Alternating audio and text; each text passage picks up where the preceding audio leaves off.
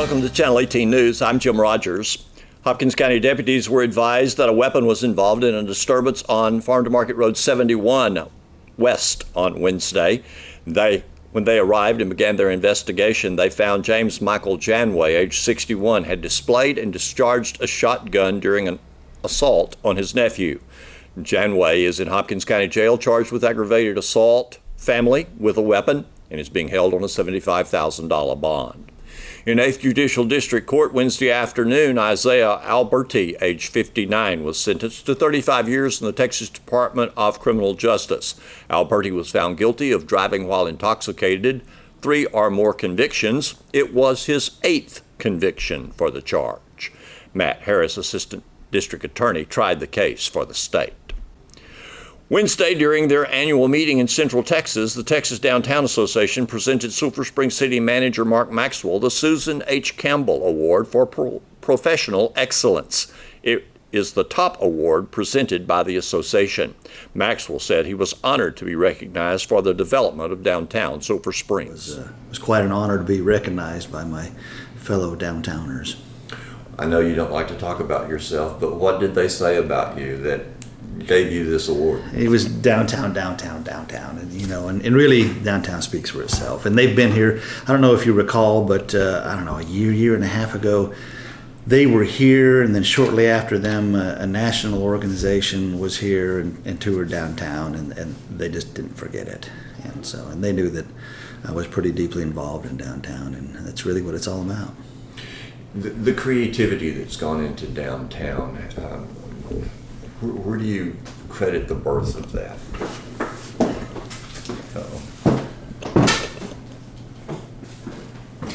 This book right here, The Art of City Making. In the first chapter, in fact, I think I've marked it. In the first chapter, the author makes the point that citizens should experience their city in not just a physical way, but in an emotional way. They should feel an attachment to their city. They should love their city. And when I read that, the thought just hit me.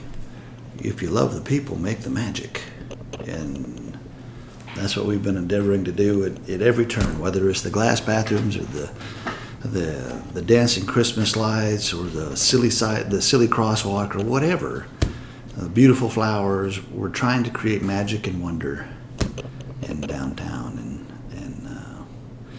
And I told the crowd last night there were several awards for projects and designs and initiatives and lots of, for every award there was 4 or 5 nominees. And the one thing that every project had in common was they created a little bit of magic somewhere, and that's how people experience their city in a non-physical way, in an emotional way. Obviously, with Christmas coming up, we reflect on last year, the lights that you guys had on the downtown area and so forth. I'm sure, again, we're going to do something in those terms. We're at least going to have the same show because we own it. And the guy that did the design reached out to me a week ago. I still haven't gotten back to him. I need to. He wants to do a couple more songs, and I'd kind of like him to do a couple more songs. And every year we just had a couple songs to the mix and make it a bigger and better show. With this award from the Downtown Association, obviously things reflecting on downtown here, what other steps are going to be taken downtown? Well, we're at the phase downtown now where it's still about filling the buildings. We've done the physical improvements in downtown proper. And now what we're going to see is we will continue to get the buildings filled up, which we're getting fairly close. And then planning for redevelopment as the center of Sulphur Springs expands. And so the planning for that starts really January, February. We bring Ian back. And we're actually going to redo the comprehensive plan for the city. And among other things, it will look at the next concentric ring of downtown, but it'll look at lots of other issues as well. And we're really excited about that. And anybody who was involved in the planning processes of downtown that came to the The events that we had, we called them charrettes. Needs to come again and bring a friend this time. What we learned chiefly through that process is the absolute importance of public involvement. The more involvement, the better the end result. Do you see downtown as kind of where the pebble landed, and now the wave is, or the ripple is beginning to and that was stand out? honestly, that was the intent. But we started downtown because it's really a city's self-image. What do we think of ourselves is largely a reflection of the city's downtown. And I think most people would agree that our self-image has changed a bit over the years, and now that's going to propagate. With this award, I know it is a significant award in that organization, and significant to you as well. Oh, it is. And with this, has this already begun to open doors for you to have some creative impact on other communities in Texas and around? Once a month at least, I get a delegation come from some other city. Want to know how we did it, and I have kind of a standard speech that I give them, and I tell the council members that you better be in it for the long run, you better carry the vision, and you better get ready to tell all of your friends and loved ones that the earth is flat and the sun's going to rise in the west tomorrow. Because when you start telling them that we need slower streets, not faster streets, that parking's not as big an issue as you think it is, you might as well tell them the earth is flat. and until they go through it, it's hard to really picture it. One of the things for the work that has been accomplished here with your leadership as city manager is the fact that you've been surrounded by a good council. Oh gosh, I've been so fortunate. You take a look at a lot of the other cities in Texas, or you go to the Texas Municipal League and you hear the horror stories of infighting on city councils, and I cannot express enough how fortunate this city is to have councils that they may not always agree, but when they're done disagreeing in a council meeting, they're still friends. They'll still go out to dinner together. They'll still see each other at church. They still get along, and there's a whole lot of cities in this state that just cannot, and it's not a Texas thing, it's everywhere. They just can't say that, so be grateful for what we got. And staff too. I mean, you've had an excellent staff that's been able to fulfill the dream. Yeah, I've got a committed staff that whether they're involved in downtown or some other area of the city, they're committed to making the magic as well in their little area of the city. We our personal mission statement on staff level is to make Sulphur Springs a place where everyone wants to be, and that's what they kind of do that subconsciously. We actually over several weeks figured out what is it that we're all trying. We all know we're trying to do something. What is our actual mission statement? Not, on the ground, how is it working out now? And that's what we came to, is we're trying to become the place where everyone wants to be, and I think we're making progress. We know that business leaders come in and look at the downtown area as they're making a decision to move their business, factory, whatever, to Sulphur Springs. Do you perceive this on a personal level if someone is looking for a city just to plant their roots? We see both of those things happening. Not a week goes by I don't hear a story from somebody that they themselves have moved here because they came to Sulphur Springs and fell in love downtown, or from a realtor or the chamber relating a story of somebody who's moving to town because they fell in love with the place. And I think Roger will confirm this. It has an impact on business recruitment as well. It's definitely not the only thing that they look at, and it's probably the least quantifiable, but no less important. Terry McCullough is an abstract expressionist artist living and working in Sulphur Springs and Hopkins County as well as across the state. Now, Terry is also a commissionable artist and will create work for individuals and commercial. He loves to work in large canvases. He's donating an oil on canvas encaustic work to the Northeast Texas Symphony Auction, which is coming up November 19th in support of the arts. A lot of my work is two-dimensional mixed media work in that there are objects like this is oil and canvas and encaustic, and we'll go into that in a second. But some of the work has objects attached to it like huge bolts that are force corroded in hydrochloric acid, big heavy pieces that adorn any wall. Okay. But for the most part, probably about 90% is truly oil and canvas. And you do works from small to very large. Right. This piece is roughly about 32 inches by 32. That's probably about the smallest I work. Okay. Most of what I do is wall size, like 6 feet wide and 8 feet high. Okay. Well, we're going to find out more about the art of Terry McCullough, an abstract expressionist artist. Correct. What that means, yes, what does that mean? Some people don't understand it, but basically what it means for me personally is probably the best way to describe it is if I walked outside with you right now and we looked at one of these beautiful oak trees, in your mind, most people would see green leaves, bark, etc., beautiful sky or whatever. In my mind, I see something very, very different. I see strokes of green, strokes of yellow and chromium yellow, strokes of blue, and in my mind, I see the same thing you do. I just interpret it a little bit different on the canvas. That's basically what Expressionism is. So I have to ask you this. Did you kind of see things differently as a youngster before you had training in art? Absolutely. Okay. Really, I have always been very, very strong in concept. No matter what it is, it's all about concept. So to this day, it's still all about concept. I see it, I can paint it, I can see it and almost touch it. It is that vivid in my mind. Well, the whole world that is around us is art. And so I think as artists, people get kind of in a vein that they like the best. They like the best, or that works for them the best, or is most marketable. And you work largely in oils and canvas. But we'll talk some more about encaustic and what that means. But I know you have a studio. You have a studio in Hopkins County. Where is it?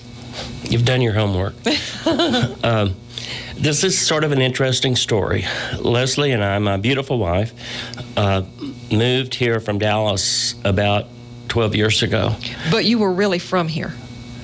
I wasn't born and raised here. I was born and raised in Dallas, but my mother and all of her brothers and sisters were Adelsees. Okay. And you know about the Adelsees because of the Jamboree. Yes. So it was kind of interesting the way this all came about, in that my father's health was failing, and we were traveling here from Dallas more and more often. And so the one Sunday in May, when the Raleigh Springs area has the Memorial Day service, they always have it, to this day still do, at the old United Methodist Church building that was built in the early 50s. Well, we went to one of those services. We used to always take my father, and it just so happened that at the end of the service, when Bobby McDonald was just saying, support us, support the cemetery, etc., he mentioned that the church was vacant and had been decommissioned by the Methodist parish years before, like 3 years before. This would have been in about 2000, roughly. So Leslie and I started talking about it, and so we took the place over, and we did some renovation. We on the old Sunday school side, we have an office, and that was when we decided to open at that point a gallery. And then in the old fellowship hall, that is my studio, which is absolutely wonderful. And then the old sanctuary is exactly like it was, other than a new coat of paint in the early 50s. So it is a place for me personally that is incredibly conducive to the creative process. And it's also sort of an emotional thing because most of my family, including my mother and father, are laid to rest down in the old cemetery. So it was an interesting transition. We ultimately ended up closing our office in Dallas and our office in Tyler, consolidated and moved everything to Raleigh Springs. So, and you can come out and see my work there at any point. Just give me a shout. Okay. So your TMP World organization is headquartered here, and a little shingle outside your studio there lets people know that that is actually correct. Your offices. Well, I want to talk about this painting once again, and how and why did you donate this work to the symphony auction? Really great question. The Sulphur Springs Symphony League is an incredible organization. It is governed by incredible people. It is governed by people that really want to spread the cultural arts themes to Hopkins County and in particular to our community. They have incredible programs. I know all of you guys have seen and viewed and heard the 4th of July event that happens on Celebration Plaza. It's incredible. If you have not gone, you need to go. It's great. But aside from that, I think they have other various smaller concerts. But what really impressed me, and the reason I donated this work for the cause, for the auction, is really the spreading of cultural arts to younger folks, to children and the younger generation, so that they really understand it. They have the Sulphur Springs Symphony League has incredible programs, educational programs. They have a scholarship fund.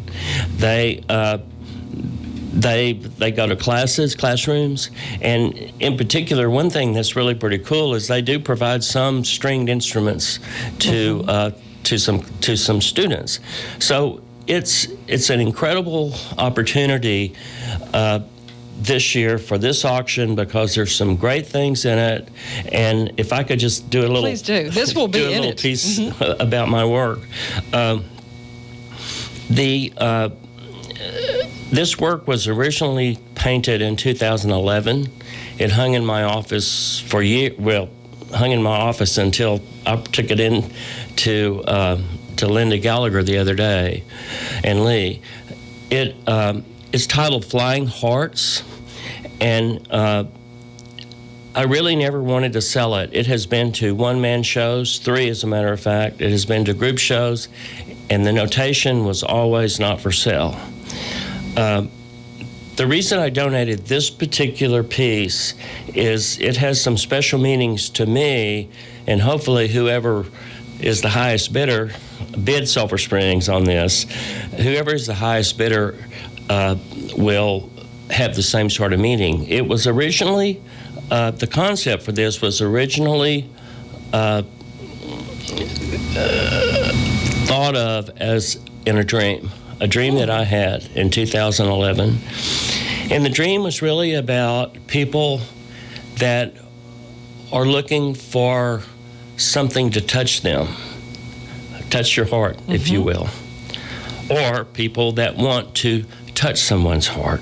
Okay. So that's how it all started. And whoever wins this piece at the auction, I hope will hang it in an area that is bathed in incredible sunlight, because when you walk by this piece and you see it on the wall, it is going to speak love and happiness, period. That was the whole point. We need more of that. I see a lot of motion and movement in your work. Yeah, and is this one encaustic? Yeah, a lot of my work is. A lot of people say, "Wow, that just jumps off the wall." A lot of my work is busy, and a good question about encaustic. Encaustic is an ancient Greek process, and basically the meaning of encaustic is hot wax, heated wax. So the way you work with this medium is difficult. You have to use beeswax, 100% beeswax. You heat the beeswax, then you impregnate the beeswax with oil, and therefore the oil heats, and then you start working with it, and you have to work with it while it's hot, because a lot of these real three-dimensional looks is all wax and oil, and it is very toxic to work with in its melted state. It's not toxic in its solid state. Yes. So I have to wear a respirator when I use it, and because of the respirator sort of interrupts my process, if you will, I have to do it stages at a time. So one layer has to be inlaid, then the next layer has to be inlaid, etc. Well, if you come out to the viewing of the items for the Symphony auction, you will see this piece here on display. And we love the auction personally, and they are housed inside the KSST Channel 18 studios on the night of the auction, which will be the 19th of November. So not much further down the road do we have to wait until auction night. I do want to find out about your inspiration for the canvas and how people can see more of your work, but we are limited to about 3 more minutes, Okay, Terry. no problem. I'll be quick. Okay. And that's a really, really great question. Inspiration is what it's all about. My inspiration comes from various things. It could be a person. It could be an object. A lot of my inspiration comes from words. A word, multiple words. As I mentioned earlier, this particular inspiration came from a dream, and I have a lot of those as well. I can see it, and I can then paint it. But the question about the canvas, my canvas doesn't comprehend inspiration. It doesn't know what inspiration is until the paint hits it, until the first brush stroke hits the canvas. That is where the inspiration comes. Oftentimes, I'm very prepared, and I sketch and study sketch, and I'm ready to go to canvas. Most of the time, however, it's all in my head, and I don't really know how I'm going to interpret that particular concept, that particular word, if you will, until I start. Sometimes I paint hours and hours and hours. Sometimes I paint and let it go. And I want to see more. I actually own a piece of your work, so I get to enjoy that at home. Yes, you do. But how could people visit with you or find out Come more? to downtown Raleigh Springs. Okay. Give Leslie or I a call. Phone number is 903-383-3586. That is the number at the studio. Set up an appointment. I always have 20 or 30 works there, and that's how you can view it. Or you can go online to J. Compton Gallery. She is my representative my representation in Austin. That would be J. Compton Gallery. If that URL is not quite right, please call me, but I think that's right. So initial J. So yeah, Compton she Gallery. represents my work, and Leslie represents my work here in Northeast Texas. Wonderful. And the Abstract Studio, that's what you call your place, the Abstract Studio. And Terry McCullough, an abstract expressionist artist that lives right here among us and is friends of many of you around in Hopkins County. Thank you, Terry, for coming to share with us and for your donation to the Symphony auction. Thanks for having me. Silver Springs bid on this work is for a great cause. Thank you. Thank you, Terry. Veterans and the public are welcome to attend free of charge any of the Veterans Day observances planned around the local area. North Hopkins Independent School District will serve breakfast to veterans and invite them to a program at 8:30 a.m. at North Hopkins School.